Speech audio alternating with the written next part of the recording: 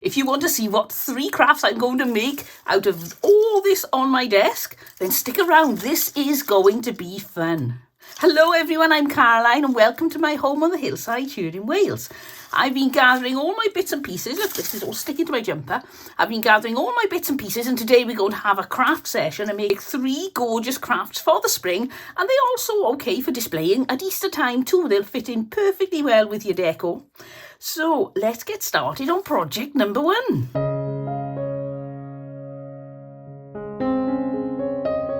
So first things first, rev up your glue gun. We'll be needing that later. So this is what I'm going to be working with. I'll show you. I've got this clock surround. Now I had this from an auction, about 5 years ago, so I can't tell you how much I paid for it, but it came in a big lot of other bits and pieces, so it wouldn't have been more than about 50p or £1. And I've been hanging on to it. I've got an idea today. I've got a bag of eggs. These were 79p, plastic ones. This nest cost me 40p, but I'm really not keen on the polystyrene eggs, so they'll be going. Got a tin of Morris Blue Chalky Emulsion. That shouldn't be here. We'll move that over there. That's for another project. And I've got this that a viewer sent me, and look at it. It's been cut off a vintage dress, and it is so shabby chic. It's so Victorian lacy. It's absolutely gorgeous. This is like an off-white or a cream possibly, and blue on the back. The blue on the back is going to tie in perfectly well with the colour scheme we're going to use today. So let's get stuck in. So these eggs, they've got a little hole in the bottom. I'm just going to poke the skewer up inside, and then if your egg bends like that, pull your skewer down an angle, run it around, and it'll smooth off your egg and get it egg shaped again. And now I'm going to give them a coat of Morris Blue Chalky Emulsion. And this is what they look like after 2 coats. I suppose I could put a 3rd coat on, but I'm happy with those 2 coats. But next for the speckling, because birds' eggs do have speckling quite often, and I want these ones to have some speckles. I've got here some brown acrylic paint on a very stiff brush, a bristle brush, and I've watered it down a little bit. So after you've practiced on a bit of paper, if you've never done it before, then flick it onto your egg. And then you just do that with the rest of them. Now I'm using 3 eggs, and as you can see, they're not particularly even. That's just the way my crafting tends to go. Sometimes it works out quite nicely, sometimes it doesn't. But I don't think you'll notice when everything's put together. If you are a perfectionist, then practice a lot more before you actually come to splattering the eggs to be sure you've got the right consistency of paint. So now we're going to move on to the clock. This clock needs a good wipe down because it's rather dusty. Now, over the last few years, I think the temptation generally has been to put a whitewash or a little bit of white paint on, chalk paint on everything. But natural wood is coming back into fashion, and I think it will be a shame to cover this with anything. It's so beautiful, even the marks and damage on it. I could get a brown stain and darken these up so that it all looked very even, but I like the fact it looks really tired and worn out. Somebody who's looking for perfection would think, oh no, it's got dings on it, but I think that is all lovely.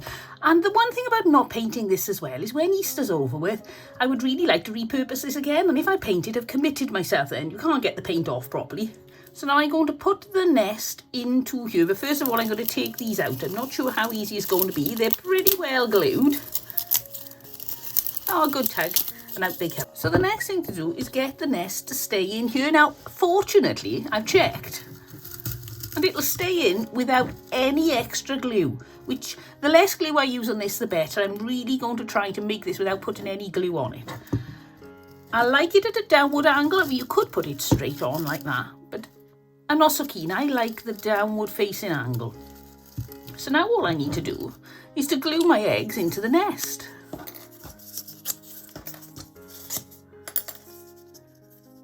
So I'm going to find the least pretty side, which I think is there.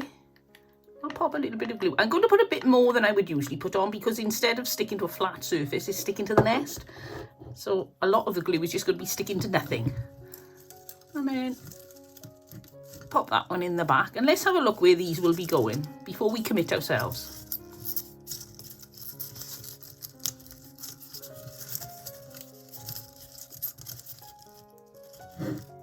Yes, I like that. Already, I absolutely love this. but there's still more to do. Now, in order to not glue anything to the top, I'm going to put a part of the bow around the top and then glue to that. So now I'm going to fold and glue the piece of lace that I'm going to be using into a thinner piece. But it's still nice and thick, so it will stop all the glue getting as far as my wood or my clocks around. And now I'm gluing the lace to itself at the back so that it's not attached to the clock at all. For this bow, I want a shabby chic looking bow. I don't want anything formal. So I'm going to do a double loop bow. So get 2 loops, tie them in a knot, pull and wiggle, and look at that. Doesn't that make a gorgeous bow? And you can pick which side you want. I like that side.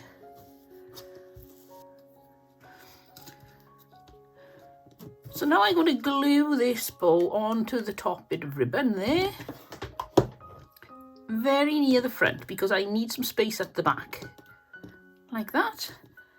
And then before the glue is dry, be sure you are happy with it. You have a few seconds to play about with the bow until the glue sets. And now even up the bottoms of the ribbon. So this is the effect we've got, which is gorgeous already, but we're going to add our little bird. And to attach the bird, decide which angle I want him at, sideways on. I think I'm going to have him slightly facing forward, and then put lots of glue on this because he is hanging a little bit off the back. And hold him until the glue sets a little bit because he is rather heavy and not sitting perfectly on the top. And look at that. Oh, now that clock surround was pretty before I started, but look at it now. Oh, I love it. Let's go have a look, see what it looks like up on my display.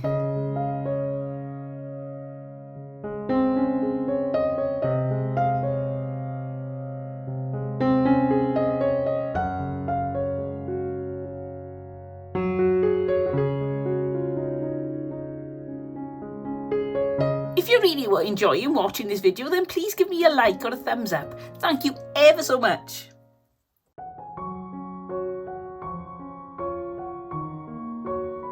So I've had a change of plan, so I won't be using exactly what you saw at the beginning in the picture for this particular project because I've decided I can think of something better, which is always brilliant. If you come up with a better idea, then go with it. So I've got this lace that is about the width I want to go around this jar. Now I think already that is looking so pretty. So it's out with the Mod Podge and a nice chubby brush, and I'm going to cover the jar with Mod Podge, working my way around. And as I work my way around, I'm going to add some of this lace and then Mod Podge over the top as well.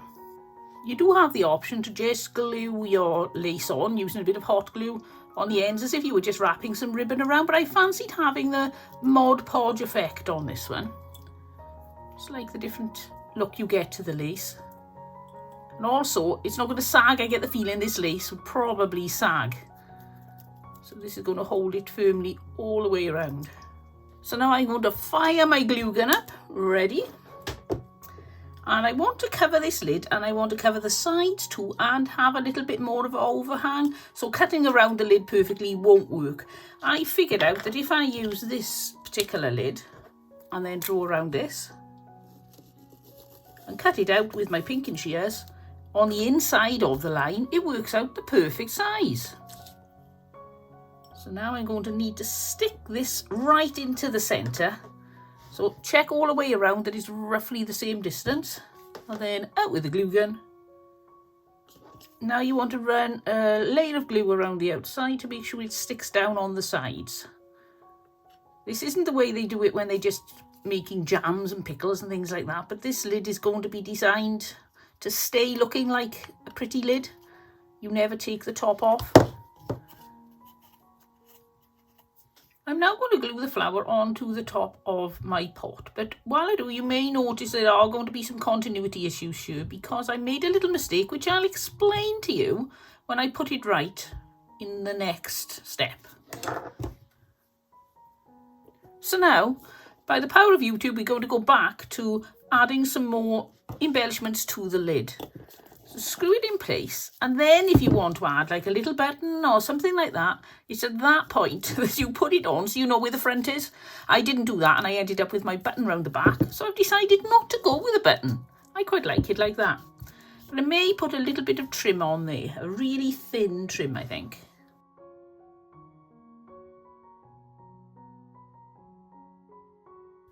The Mod Podge is virtually dry, so now I just add a little strip of ribbon at the top and the bottom of the lace, because this is a lace that was a little bit frilly on the edges and jaggedy. And I think it just finishes it off a little bit more nicely.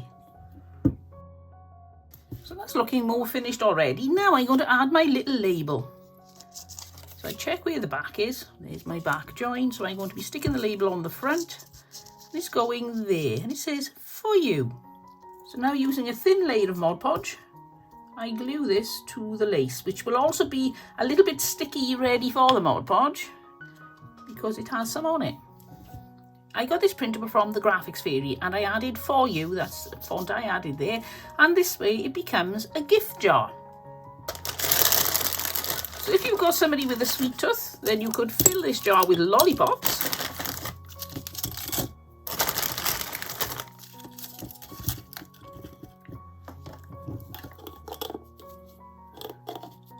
Or a traditional gift with a non-traditional content, or you could fill it with little chocolate mini eggs. Now these aren't chocolate, these are polystyrene.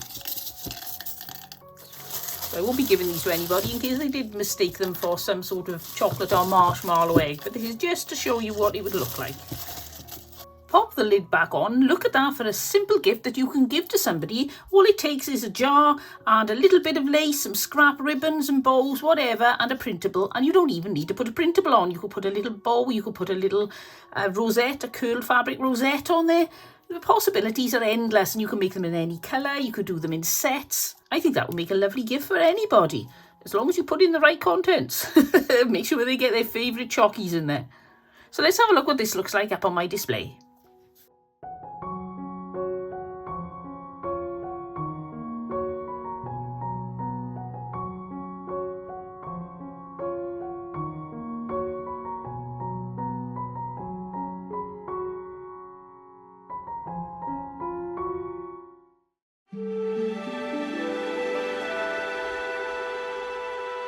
I was going to put bunny ears on this. I'd cut them off and put them on there, and a little cottontail on the bottom, but I've decided not to do that. I'm thinking of going for a country spring hat to hang up as wall hanging rather than a sort of half Easter one. So let's see how we get on. I've got some of this gorgeous striped fabric here. I had it from an old shirt that I picked up at the charity shop, and I need to join it because it's not quite long enough. Rev up the glue gun, and while that's happening, I'll just show you some of the flowers I got. I've decided to go for more spring, like catkins or pussy willows. I've got a daisy, some little white flowers. I've got a couple of these blue ones too that I'm going to try and see if they work out well. I think they probably will. So to join two strips of fabric, just put them with the good sides facing inwards, one run of glue down the side, join them together, open them up, and you've got a rather neat looking seam. Now, because of the way this is going to be hanging, I'm going to put that seam at the top because it's going to be high, so you won't see that, and then the other seam will be down the bottom. I'm going to arrange this with a bit of a crumple to it. I think it gives it a much more country look. And I just glue it to the bottom of the hat. I'm going to go for a bit of a V-shaped flag on the bottom. So I take my two main, well, they're not so much main parts, but get yourself two that you know you want exactly where they are, and bend those and wire them together with a bit of florist wire. So now I'm going to finish off my flag by adding more greenery. So now I'm going to take the wires and poke them through the hat and secure the greenery to the hat by twisting the wires inside the hat brim.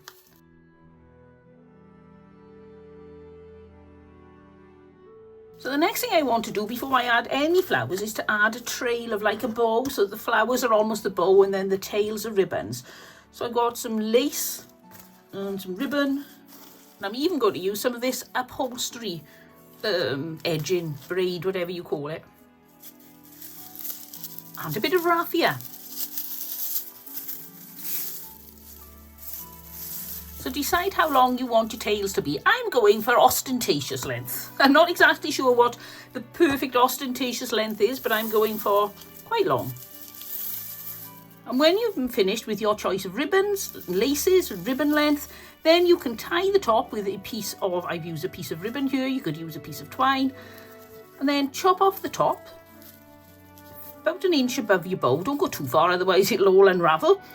And then we're going to wire this into place. Now you can glue it, but I think it holds on a lot more securely if you actually wire it onto this hat. You can also just go for wiring it straight away, but I find it too fiddly. I end up dropping the bits of lace and ribbon and then end up in a right mess. If you're making these to sell, I would recommend you stick something over the top of these because they're quite sharp.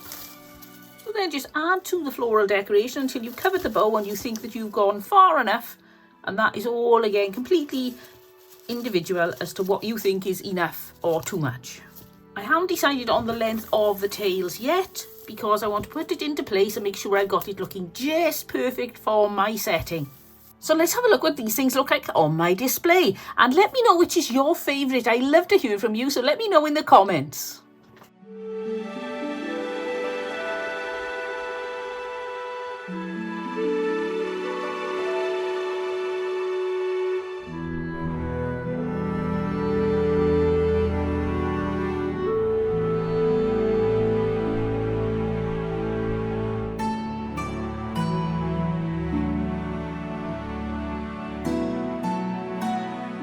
If you've enjoyed this video, then please give me a thumbs up, and it would be wonderful if you could subscribe, because that way then you get to come along with me on my journey making all different sorts of crafts, from recycled, upcycled items, thrifted items. There's also thrift videos, so you can check out what I buy and then see what I make with them. And I really do enjoy having you along with me on the journey. I'll see you all next time, but until then, don't forget, have fun. Bye.